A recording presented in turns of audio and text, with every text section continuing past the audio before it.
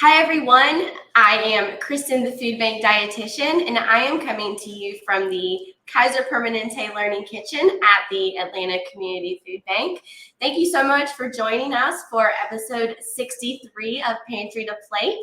We have guests for you. So we are welcoming our friends from FAIR, the Food Allergy Research and Education Center, and we are going to be talking about food allergies, what to look for, and how to sort of navigate a food pantry if you are focusing on food allergies in your home. So I'm going to invite Anita from FAIR onto the screen. Hi everyone, thanks for having us. Thank you so much for coming today. So Anita is from FAIR. I'd love for you to tell us about who you are, what you do there, and a little bit more about what FAIR is. Of course.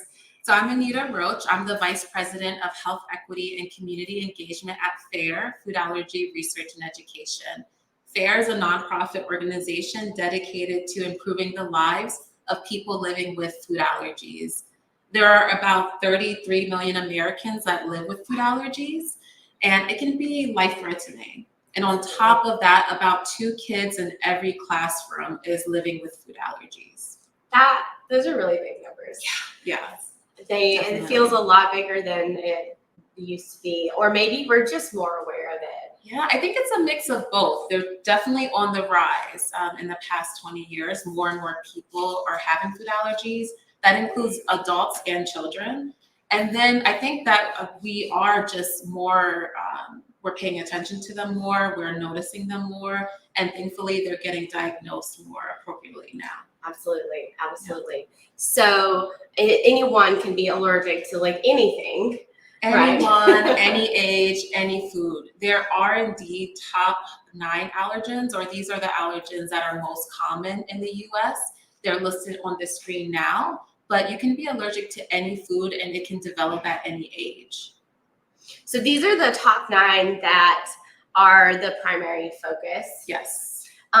So we're gonna make some dishes today with some common food pantry items that you might find that will fit into this top 9. So we're gonna make references to things like safe nut butter, safe cereal. So that's going to be in reference to your particular food allergies. Absolutely. So it can be gluten-free bread, or it can be non-dairy milk.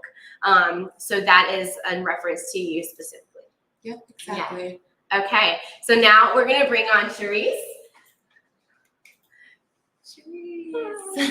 So Sharice is a local Atlanta food allergy mom, and she works alongside FAIR to advocate and spread the word in our local communities. Yeah. Yes. Absolutely. Thank you so much for being here. Thanks for having us. I was gonna let you introduce yourself. Oh well, I did that already. Okay. So is there anything that you wanted to add? No. Okay, I'm a community health worker here in Atlanta, and I go out and spread knowledge about food allergies and let people know there's a safe space. There is a place to go so you don't feel so alone, and FAIR is that opportunity. Fantastic. So let's get started. So we're going to show you 3 recipes that you can make with common food pantry staples. And remember, when we say safe, that is safe for you. So the first thing that we're going to make are this really simple, fast taco. This can be great for breakfast, lunch, or dinner. So let's show you that taco. So we're calling it 9 free because it can fit into the 9 food allergies that we talked about, Anita. So super simple tacos. So here we go. We've got some cabbage here, and we are using a gluten-free tortilla. So you could also use a corn tortilla that will fit into the top 9. So we're gonna just turn on our stove right here real quick just to get that. Oops, of course. Here we go.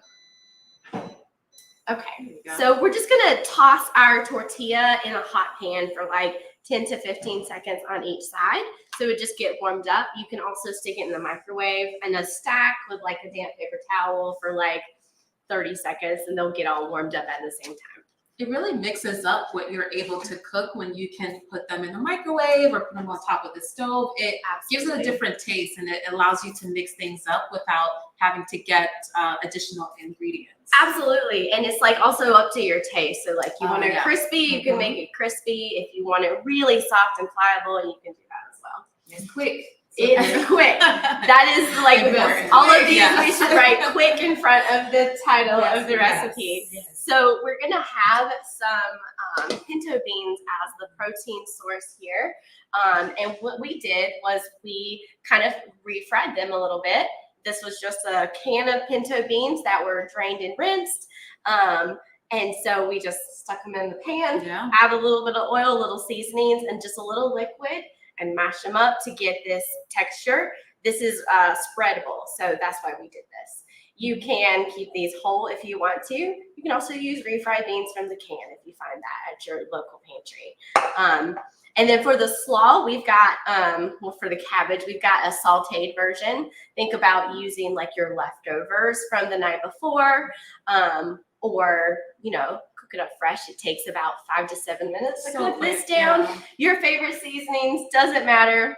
And then this one is a cold, fresh slaw. So same situation, add your favorite flavors, and this will give you cool and crunch, and this will give you soft, a little bit more sweet, and warm to go with your refried beans. Yeah. It's a nice way to sneak in some veggies. Absolutely, absolutely. So why don't we start putting these tacos together?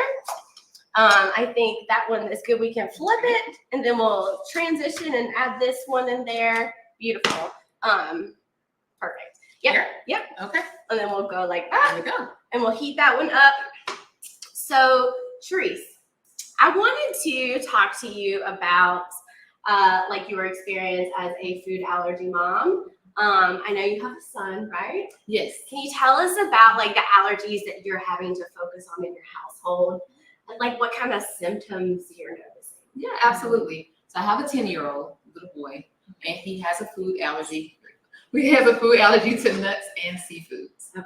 So the struggle there is that at first we didn't know what his symptoms were, right? Our symptoms started off small, where he was getting like a rash, and it's like, okay, what is that? And then we started noticing the rash started progressing. So now the rash is in different parts of the body, and then he would start clearing his throat. Oh, And okay. so then that's okay, let's go to the hospital, let's Yes. explore. And so that was his his initial reaction. And so after that, then we got some testing completed, and now we were able to recognize what was going on. And so that's helped us a lot. What Sharice just pointed out was a severe allergic reaction, sometimes referred to as anaphylaxis. And the reason is because Sharice's son, unfortunately, was experiencing not only that respiratory system, the throat coughing, which is definitely a severe symptom, but then also there were 2 reactions that are happening in 2 different parts of the body. So when you have a severe symptom, which will be listed here on the screen, that is an immediate apply epinephrine and call 911 to get an ambulance to take you or the person experiencing the reaction to the emergency room right away. But also it could be 2 mild symptoms, right? We can list the mild symptoms on the screen. And if there are 2 or more of these reactions, you also need to apply epinephrine and call 911. And if you're in doubt, just do it. It's really life-saving, and it has to happen quickly. Absolutely. Absolutely. Really important to just know what to look for. Yeah. And then some of those symptoms aren't things that you can visibly see. Yeah. So just thinking about like maybe what your child is saying, I feel like something's happening, I don't know how to explain it, take it seriously when that happens, right? Absolutely. Especially with the younger kiddos, sometimes, and I'm sure that you've experienced this, Sharice, it's hard to verbalize what you're experiencing. Yeah. So getting that down, training and education, which is all available for free on our website, foodallergy.org, getting that down early on is so key. Absolutely.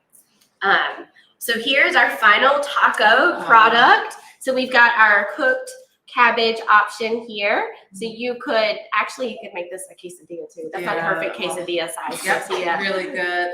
Safe cheese if you're allergic to dairy. I was about Lots to of say, options. minus the queso part. Yes, safe cheese. So we've got the sauteed cabbage option and then the fresh option here. So that's 2 ways you could use tortillas and beans and cabbage that are really common in food pantries. Okay, let's go on to the next recipe. Sounds great. All right, let me just put this away here. And thank you very much. Okay, so the next recipe we're going to do can be a great snack or a great breakfast. And this one can actually freeze really well. I think we talked about this one freezing well. So this one is going to be a simple wrap that you can make with fruit that you have on hand and your safe nut or seed butter. So we're using sunflower seed butter today. And you can use whatever kind you've got on hand or whatever kind is safe for you. So again, we're using the tortillas because this is just like handheld, easy to make and freeze and defrost. And you can use any other fruit options that you have. So apples and peanut butter, apples and sunflower butter, that's a match made in heaven. Bananas also, they're perfect together. So what we're gonna do here is just spread the bottom of the tortillas with our seed butter, and then we're going to do apples in one and bananas in the other. And you can add some other additional toppings to give you different textures and different flavors.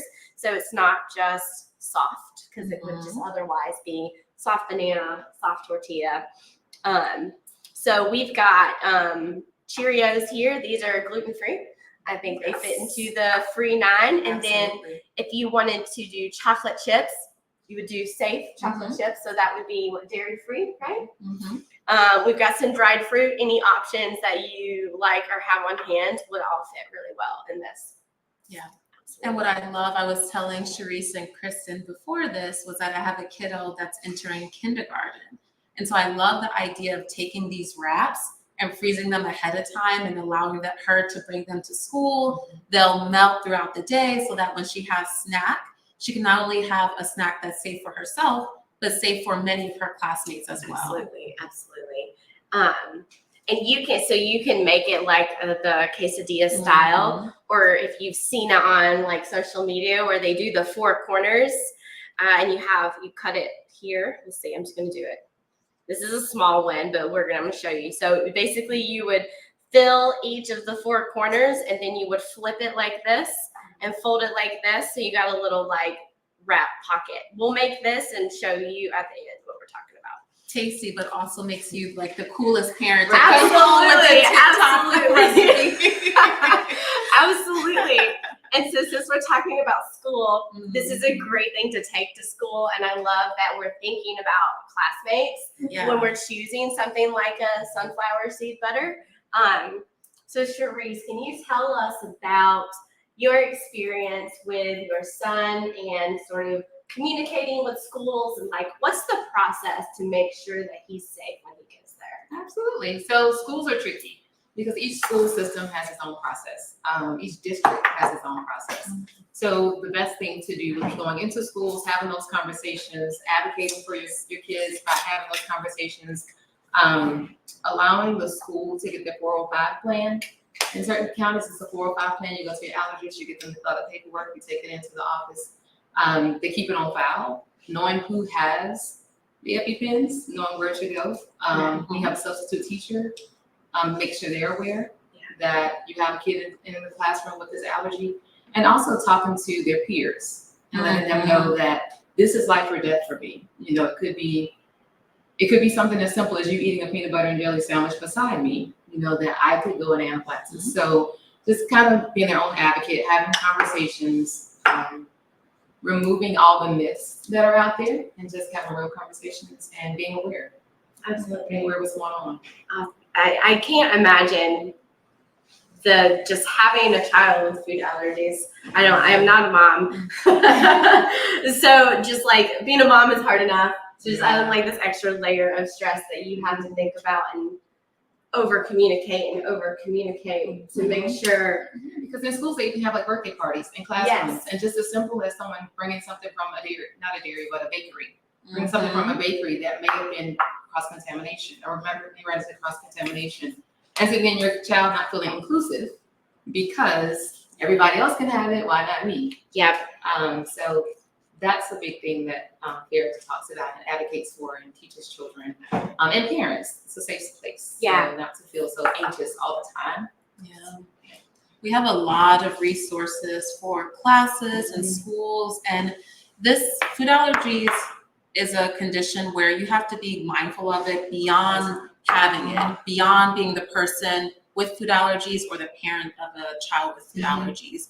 And so having the friends and the classmates get it is so critical. We have a ton of resources on foodallergy.org/BAP, that stands for Be a Pal. We have a whole curriculum about how to be an ally for kiddos with food allergy. That could be really important for everyone to take a look at. Absolutely.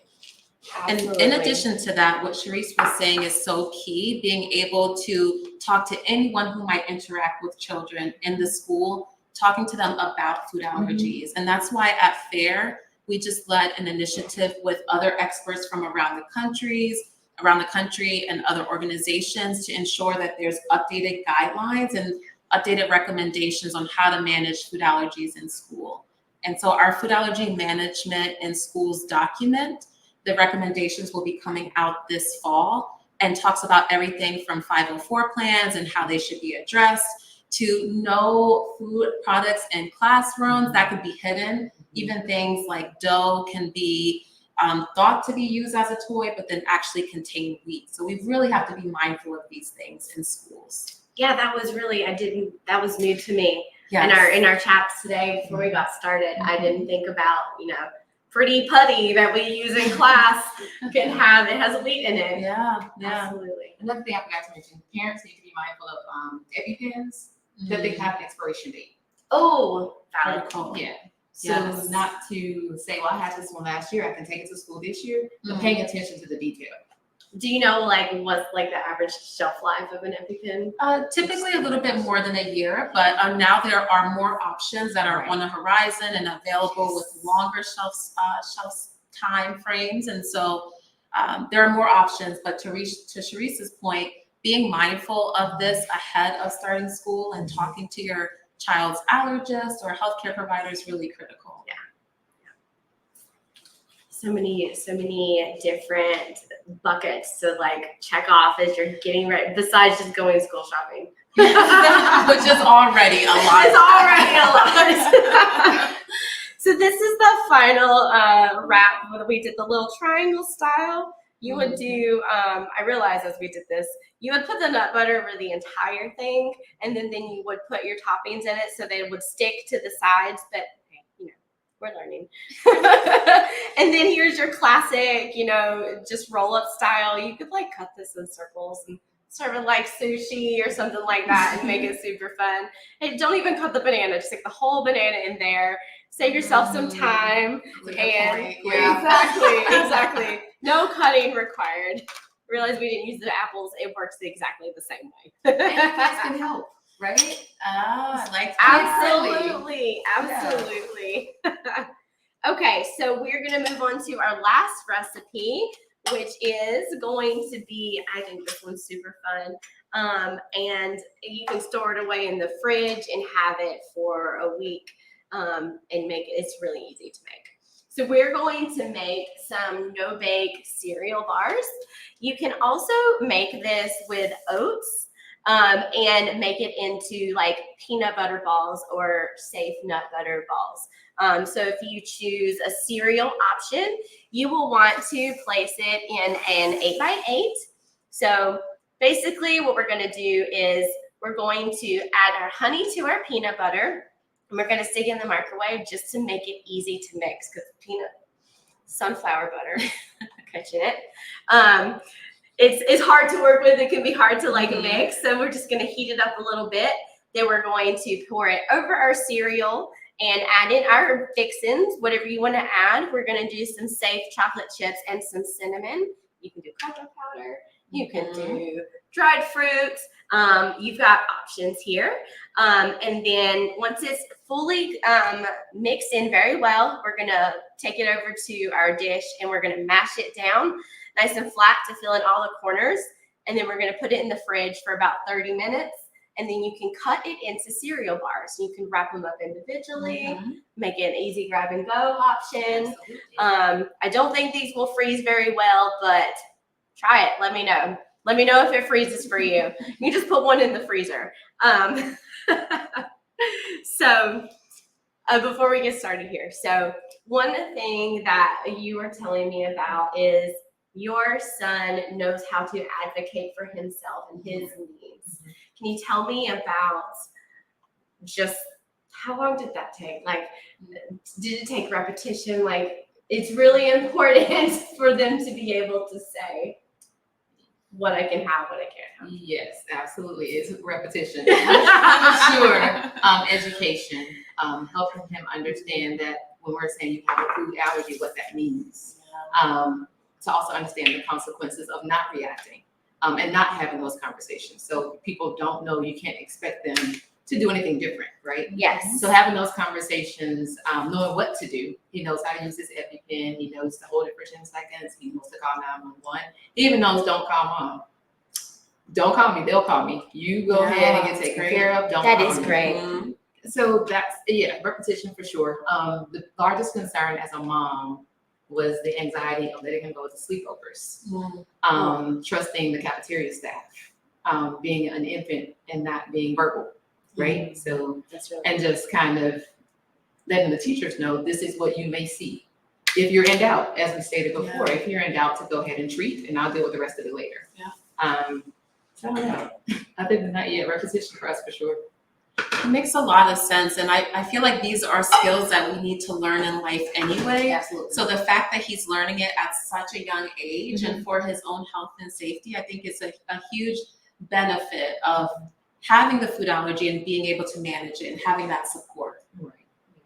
And teaching his peers to be empathetic. Yeah. So to have empathy, because growing up is hard, being a kid is hard, being an adult, right? So just imagine feeling like you're so different, right? And so that has been like, talk about a transferable skill though, right? Absolutely. Yeah, absolutely. That can be used. It's one of the things that we really strive to empower people and support people with at FAIR. So at FAIR, my team and I run a program called the FAIR Neighborhoods Initiative. Sharice is part of it as one of our community health workers. And it's all about bringing resources to people and bringing support to people. So how do you learn about that repetition and the training and all of the time it takes to learn about food allergies? We bring that directly to people because advocacy is core to what we do and core to living with food allergies. Absolutely. But as you stated, this is a skill we'll need forever. Yeah.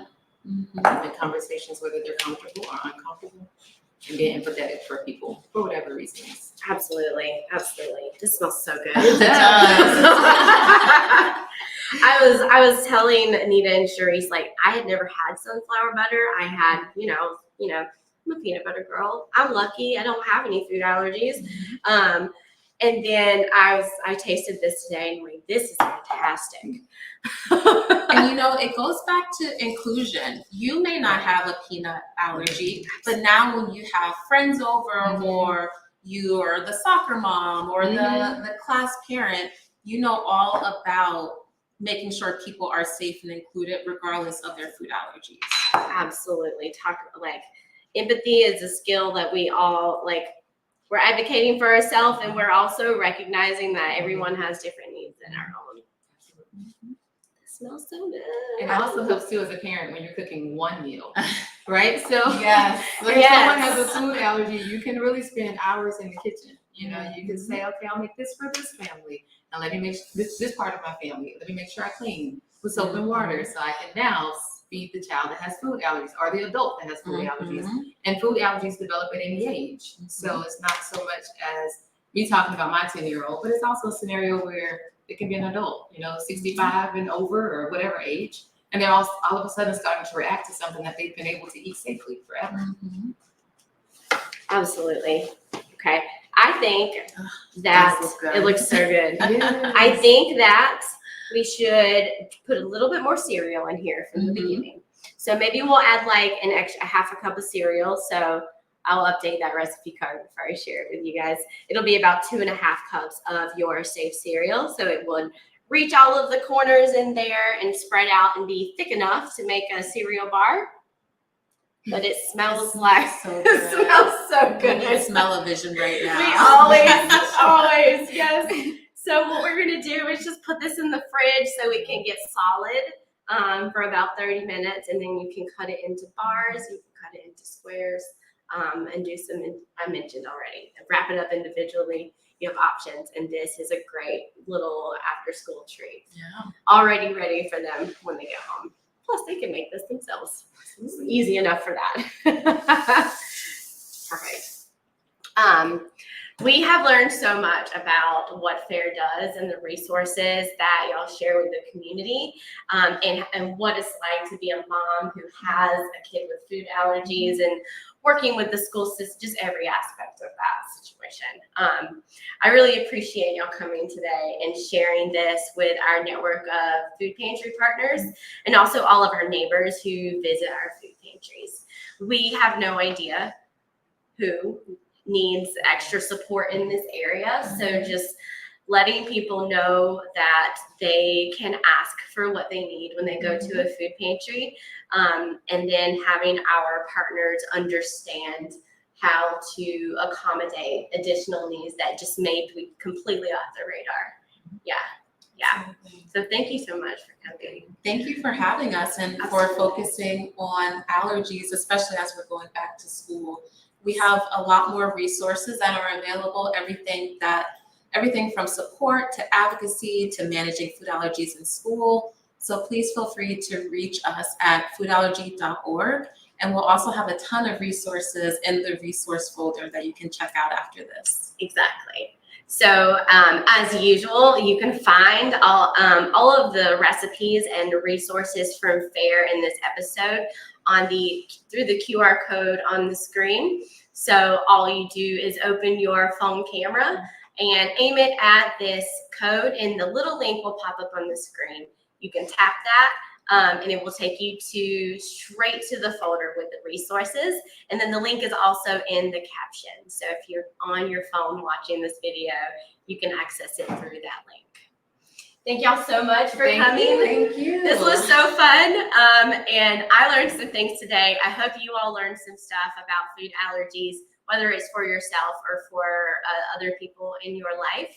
And we'll see you in a couple weeks for another episode of Pantry to Plate. And thank you again for coming. Thank you. Bye.